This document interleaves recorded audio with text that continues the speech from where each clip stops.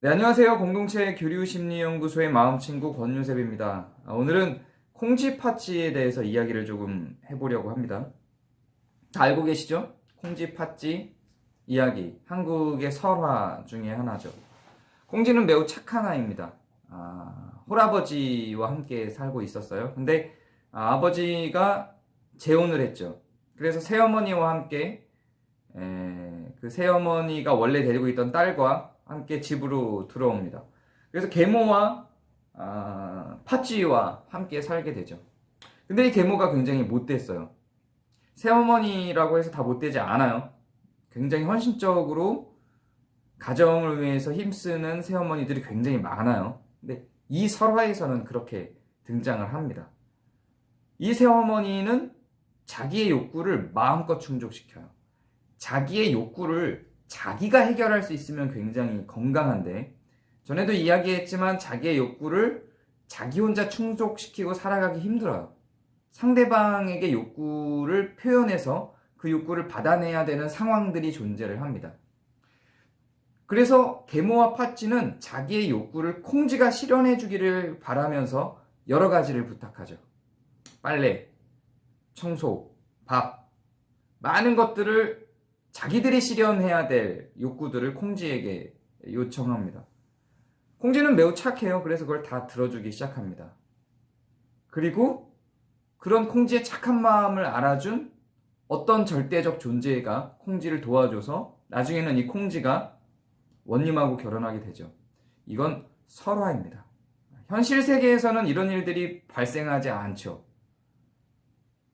만약에 계모와 팥쥐가 와서 처음에 콩쥐와 만나서 콩쥐에게 자기의 욕구를 표현했을 때 콩쥐가 그렇게 잘 들어주지 않고 그 욕구를 거절하고 오히려 콩쥐 자기의 욕구를 이야기했다면 둘의 관계는 굉장히 달라졌겠죠.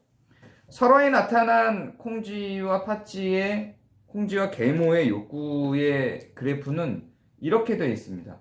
콩쥐의 욕구는 매우 낮아져 있고 계모와 팥쥐의 욕구는 아주 높아져 있죠. 그래서 이 상태로 계속 살아가면 무슨 일이 발생할까요? 언젠가는 이 욕구의 억압으로, 지속적으로 욕구의 억압으로 쌓였던 콩쥐의 스트레스가 폭발하게 돼요. 동화에 나타나 있는 콩쥐 팥쥐 이야기 말고 진짜 설화 속에 있는 콩쥐 팥쥐의 이야기의 끝을 아시는 분이 혹시 있나요? 진짜 콩쥐 팥쥐 설화에 나타나 있는 이야기의 끝에는 콩쥐가 팥쥐를 죽입니다. 그냥 죽이는 게 아니라 죽여서 토막을 내요. 그걸로 요리를 합니다. 그래서 그 요리를, 그게 아마 뭐 젖을 담나 장아찌를 만드나 아무튼 그래요. 끔찍하죠. 그래서 그걸 계모한테 줘서 계모가 먹게 해요. 그게 마지막에 콩쥐 팥쥐 이야기의 콩쥐의 복수극이에요. 이게 이상한 게 아니라 그렇게 돼요. 지속적인 억압은 폭발을 만들어내게 됩니다. 그 설화가 견고하게 그걸 잘 파악을 해낸 거예요. 그렇게 가지 않으려면 어떻게 했었어야 할까요? 처음에 계모와 팥쥐가 들어와서 자기의 욕구를 자기 스스로 실현시키지 않고 콩쥐를 통해서 실현시키려고 할 때 콩쥐가 그 욕구가 자기의 욕구와 떨어져 있다면, 멀어져 있다면, 그게 자기의 욕구와 상대적인 욕구라면 콩쥐가 그것을 표현을 했었다면 상황은 완전히 달라졌을 수 있어요. 물론 괴롭힘을 당했겠죠. 싸움이 있었겠죠. 그 당장 싸워서 가져야 되는 스트레스와 그 억압을 계속 견뎌서 나중에 폭발하게 되는 스트레스가 사실 큰 차이가 나지 않아요. 당장 싸워서 갖게 되는 스트레스는 지금 조금씩 풀어질 수 있어요. 그리고 그 스트레스를 나만 받는 게 아니라 상대방도 같이 받게 되죠. 계모와 팥쥐도. 그래서 서로의 스트레스를 줄이기 위해서 조화가 되는 어떤 지점들이 발생을 해요.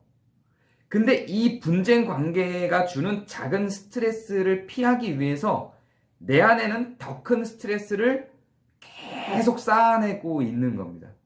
나중에는 콩쥐가 그래서 팥쥐를 죽이는 일까지 발생하는 결과를 초래하게 되는 거죠. 근데 이 상대방이 나한테 욕구를 표현을 했을 때 내 욕구와 반대된다고 해서 지난 시간에 우리가 그 압도적 감정에 대해서 이야기를 했죠. 그 욕구가 마음에 안 들어요. 그때 압도적 감정을 사용해서 나는 그 욕구가 싫다고요. 이렇게 처음부터 나가면 더 큰 불안정이 찾아오죠. 상대방은 즉 팥쥐와 계모의 어머니는 콩쥐가 무슨 말을 하는지 이해하지 못하게 돼요. 압도적 감정이 있으면. 그래서 콩쥐는 처음에 팥쥐와 계모가 자신들의 욕구를 콩쥐를 통해서 실현하고자 할 때 자기의 욕구를 표현하면 되는 거예요. 나는 그걸 원하지 않아요. 그거는 불합리해요. 자기의 욕구를 표현하면 되는 거예요. 그리고 자기의 감정을 표현하면 되는 거죠. 압도적 감정을 사용하지 않고 단어 가운데 먼저 자기의 감정을 담아서 표현하는 거예요.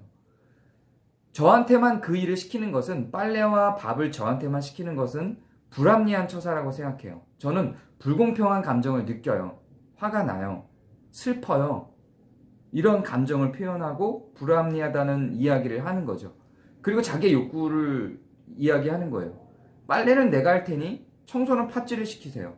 그리고 밥은 어머니가 하시죠. 이건 어때요? 그러면은 어머니가 어떻게 나올까요? 이렇게 건방진 녀석이 이렇게 나오겠죠. 그러나 그런 조율의 기간들이 필요하다는 거예요. 이렇게 나타나는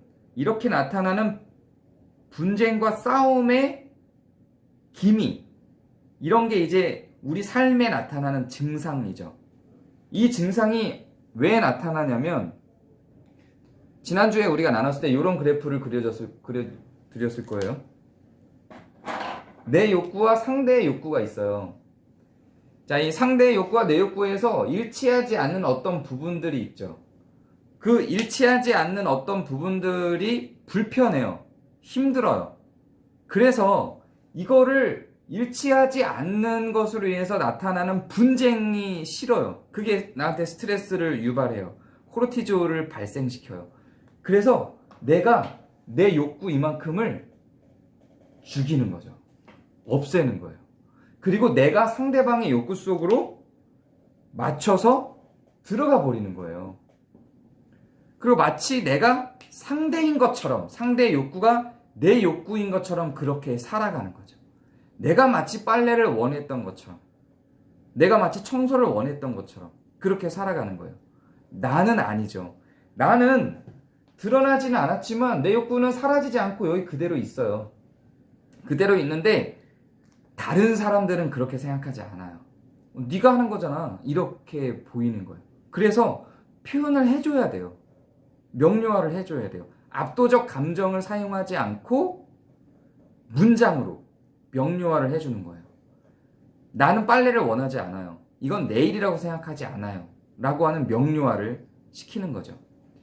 자, 그런데 명료화를 어떻게 시킬 것이냐. 여기서 지난주에 제가 지난 5강 때 이야기를 했었죠. 문장에 담을 것, 감정도 문장에 담을 것, 그것이 받아들여지지 않을 때에는 어느 정도의 감정을 담을 것, 그러나 압도적 감정으로는 가지 않을 것, 이렇게 얘기했었죠.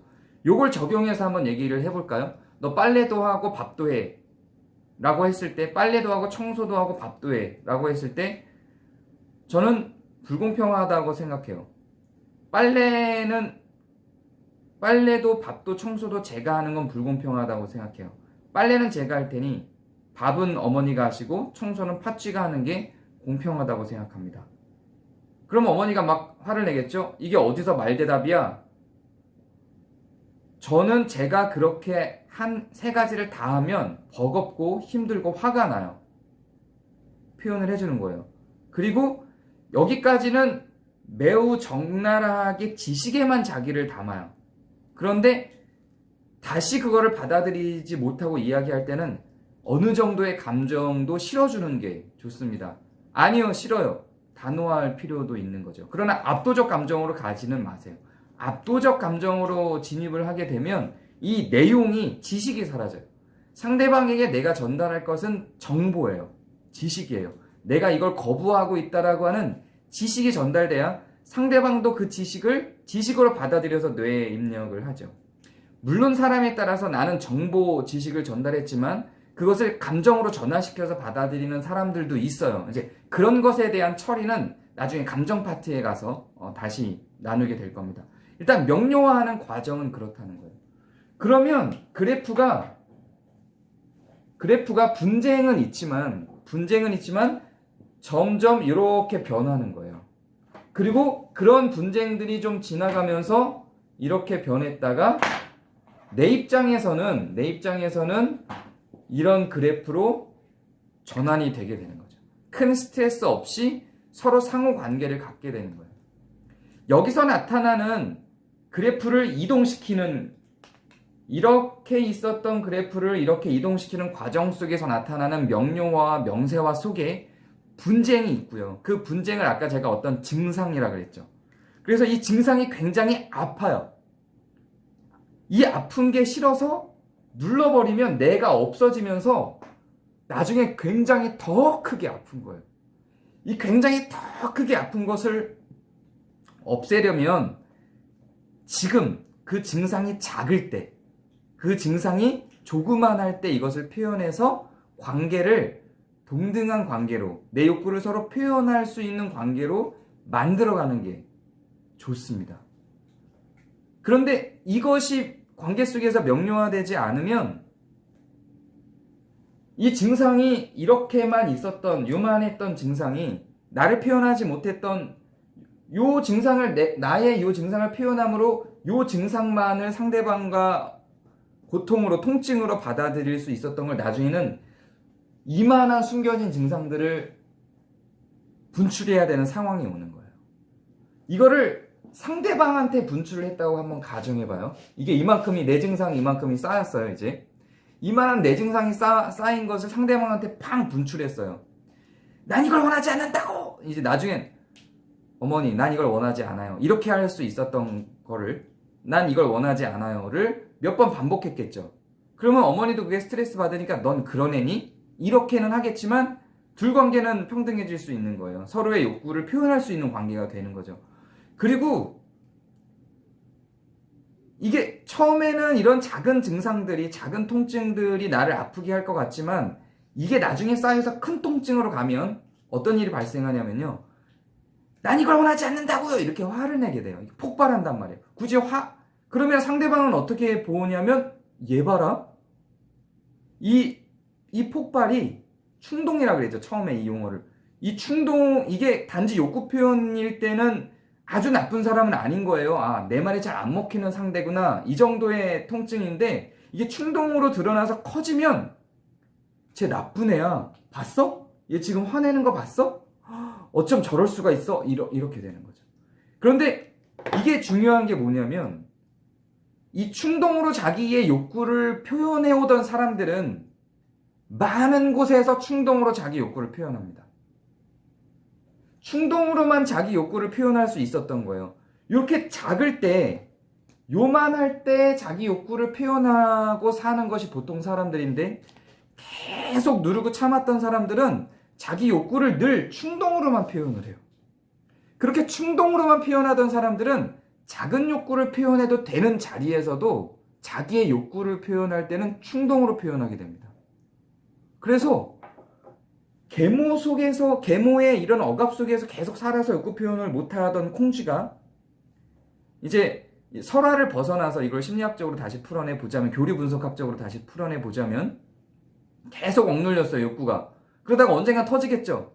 그만 좀 시키라고요. 이렇게 자기의 욕구를 그 전엔 표현해 본 적이 없어요. 분노로만 자기의 욕구를 표현해 본 거죠. 그런데 어딘가에서 이제는 내가 쉽게 욕구를 표현할 수 있는 자리가 나왔어요. 거기서 얘가 평소에 착했기 때문에 욕구를 표현하는 자리에서 다소곳이 표현할까요? 그럴 수도 있겠죠. 그러나 진짜 그 욕구가 다시 만났을 때는 늘 표현해왔던 방식의 폭발적인 충동적 욕구 표현이 나오는 거예요. 자기는 모를 수도 있어요. 나는 이러고 있는 거예요. 아니, 그거 좀 달라고요. 이렇게. 그럼 상대방은 깜짝 놀라요. 왜 화를 내세요? 이렇게 이야기를 하죠. 내가 언제 화냈다 그래요? 이렇게 나오죠.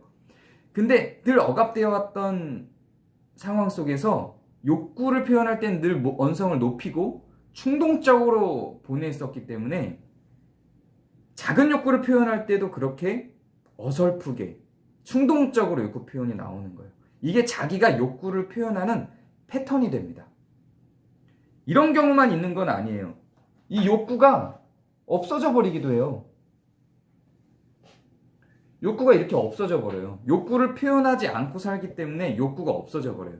이 충동이 자기가 있어야 되는데 이걸 없애버린 충동이 이만해져서 상대방에게 갈 수도 있지만 아예 내 욕구 자체가 없어져 버릴 수도 있어요. 계속 욕구가 억압돼서 내 욕구 자체가 없어져 버릴 수 있어요. 그러면 어떻게 될까요? 욕구 표현을 못하는 사람이 돼요. 욕구 표현을 이렇게 못하고 살아가게 되면 이제 우울로 가게 되는 겁니다.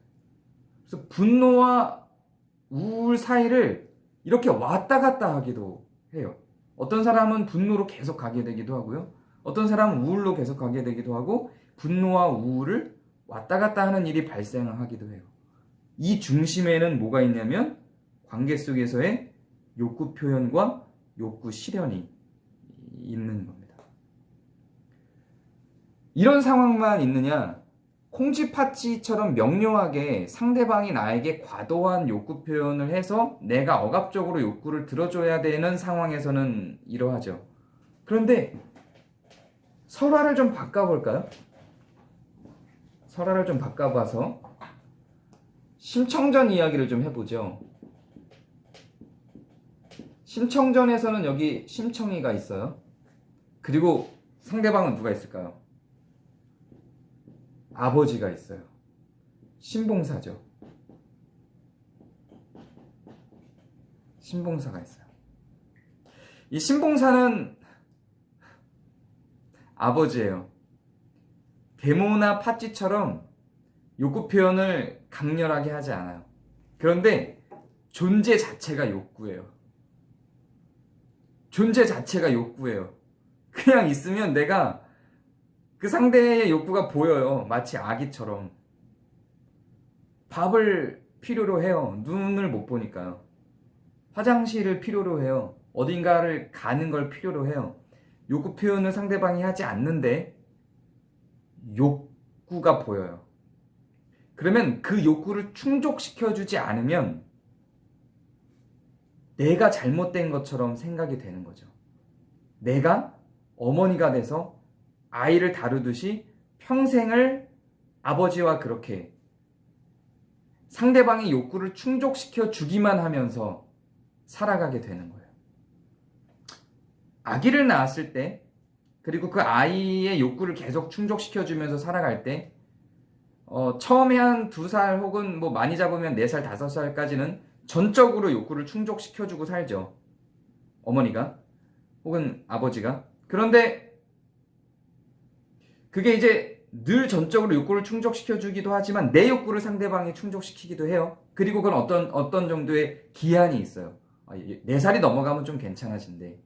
8살이 넘어가면 좀 괜찮아진대. 라고 하는 어떤 기한이 있어요. 그런데 심청이하고 아버지는요, 그런 게 없어요.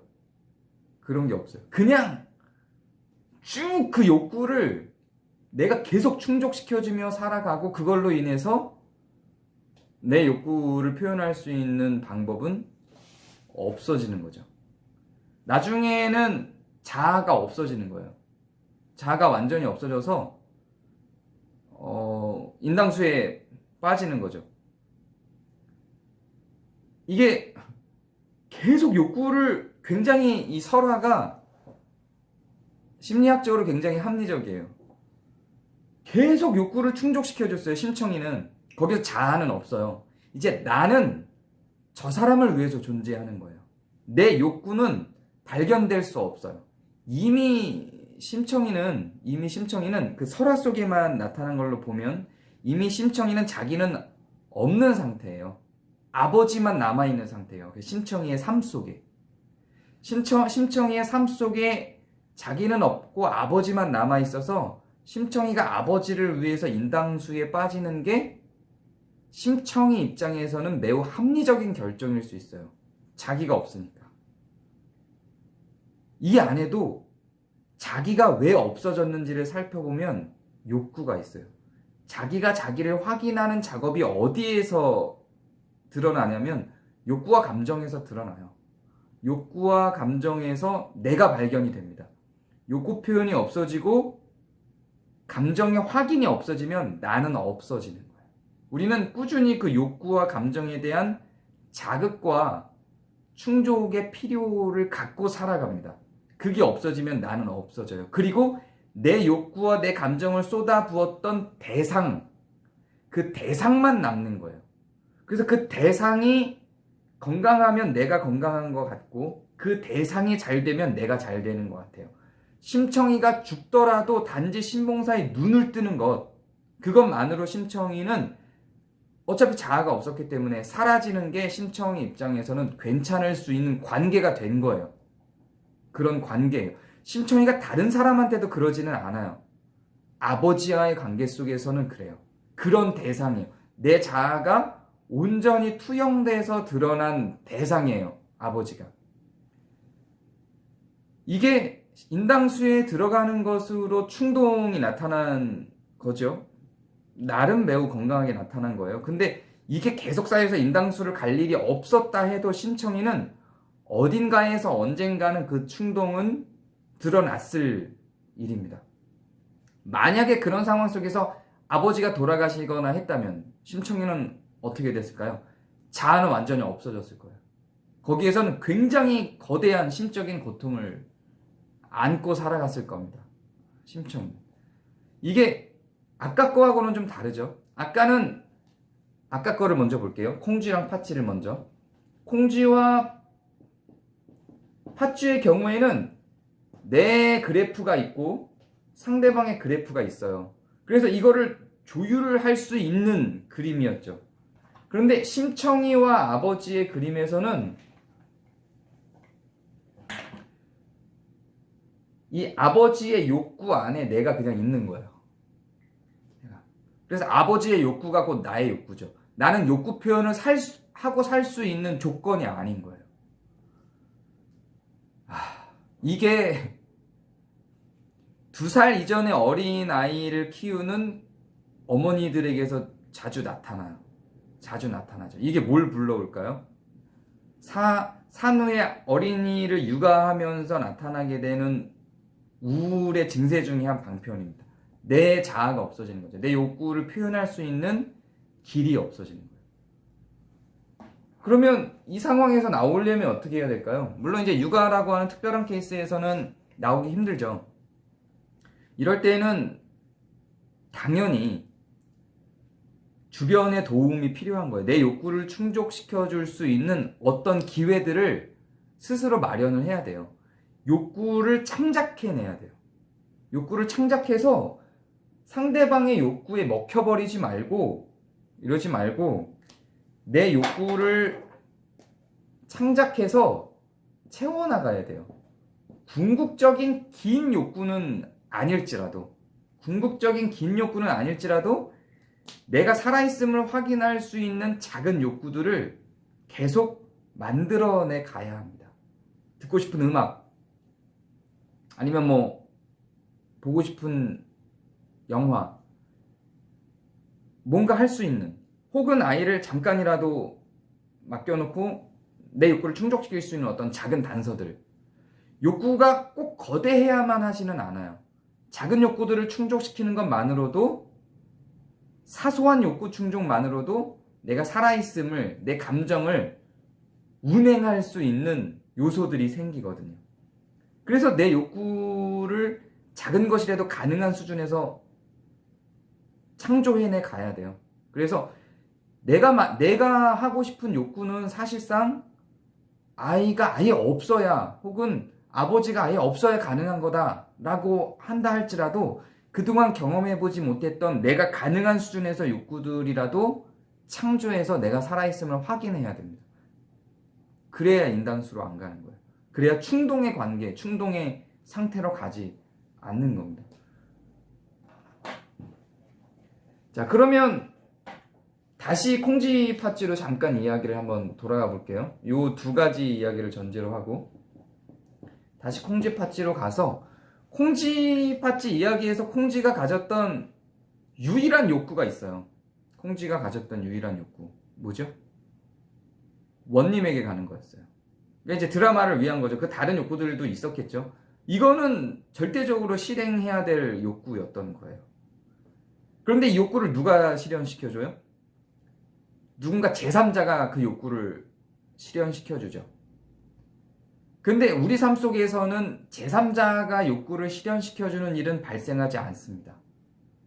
그걸 기다리는 막연한 어떤 내 욕구를 실현해주기를 기다리는 막연한 어떤 기대가 아니라 내가 할 수 있는 작은 욕구 실현의 단서들을 찾는 게 더 좋아요. 만약에 원님을 만나고 싶었으면 그 욕구를 표현을 했어야 되는 거죠. 이 기준으로 콩쥐팥쥐를 본다면 그 계모에게. 그리고 심청이와 아버지로 다시 가볼까요? 콩쥐에게 원님을 만나는 것이, 원님 파티에 가는 것이, 잔치에 가는 것이 욕구였다면, 유일한 표현된 욕구였다면 심청의 유일한 욕구는 뭐였을까요? 좀 달라요. 콩쥐는 자기 욕구가 존재했어요. 그래도 욕구가 존재했어요. 그 욕구를 표현하지 않아서 발생한 일이에요. 욕구는 있지만, 원님 잔치에 가고자 하는 욕구라는 욕구는 있지만 그것을 표현하지 않아서 발생한 일이에요. 심청이와는 많이 달라요. 심청이의 욕구는 뭐였죠? 아버지가 눈을 뜨는 거였어요. 내가 실현할 수 있는 욕구가 아니었죠. 나한테 능력이 없는 종류의 욕구였어요. 이렇게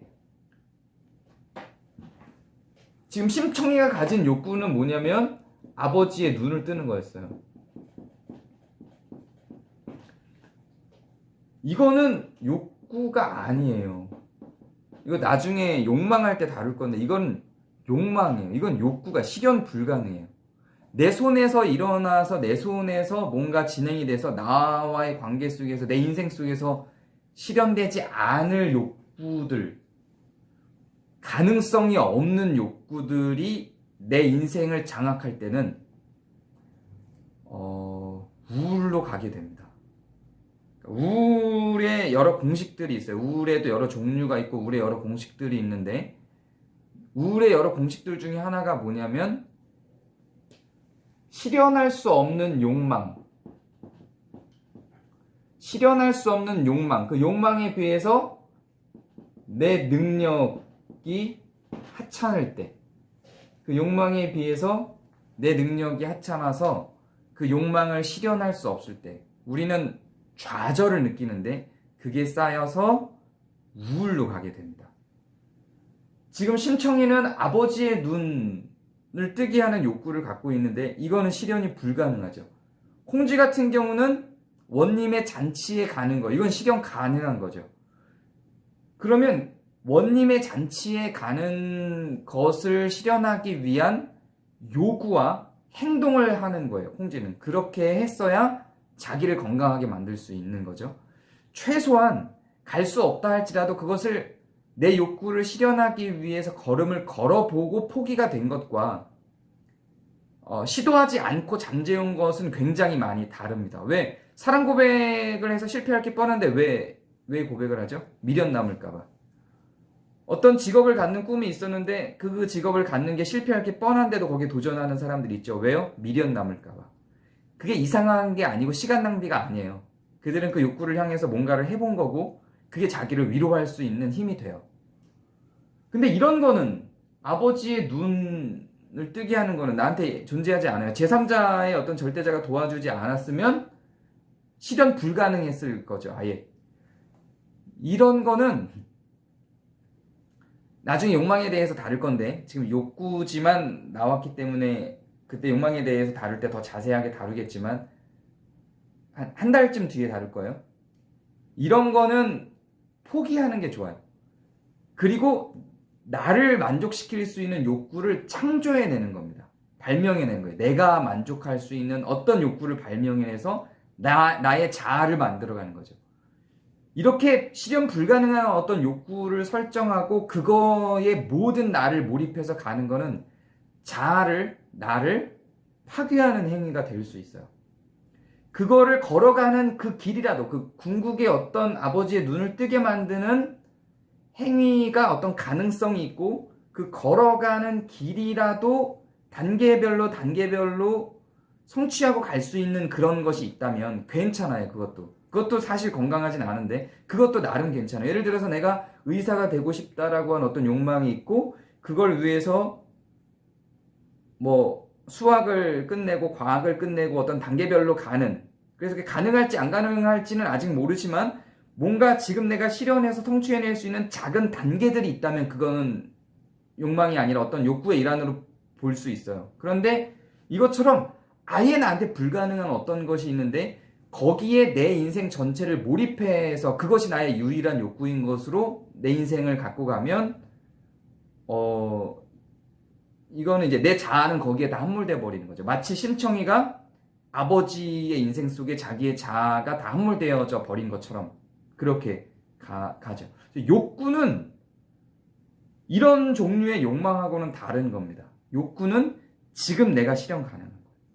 아버지의 눈을 뜨게 하는 것에 내 인생이 다 몰입되어 있으면 나는 없어지기 때문에 설사 그걸 향해 달려가더라도 지금 내가 현실적으로 실현할 수 있는 욕구를 창조해내고 그걸 실현해 나가는 것이 건강합니다. 그렇게 해야 실현되지 않더라도 아버지의 눈을 뜨게 하기 위한 어떤 희망을 갖고 살아가는데 내 자아가 없어지지 않고 버틸 수 있어요. 그렇게 해야 욕구를 창조해내야 음악을 듣고 싶어, 영화를 보고 싶어. 이건 창조할 수 있잖아요. 후라이를 먹고 싶어.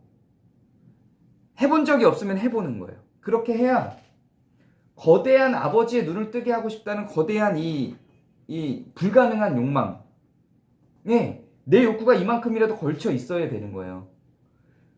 그래서 그 욕구들을, 실현 가능한 욕구들을 발명하고 창조해서 그걸 실현해내야 아직 성취되지 않은 아버지의 눈을 뜨기 위한 희망을 갖고 버틸 수 있어요.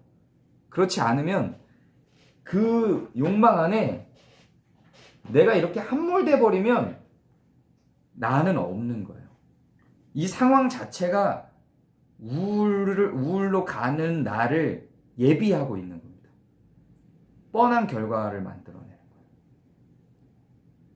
오늘 콩쥐와 파치 이야기와 심청이를 가지고 우리가 욕구에 대해서 생각을 좀 해봤는데요.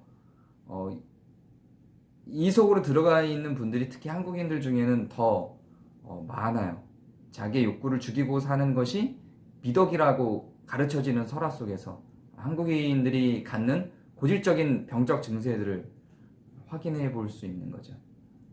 욕구를 창조해내시고 자기의 욕구를 명료화해서 하나하나 실현해내는 것을 통해서 자아를 확보해 나가시기를 바랍니다.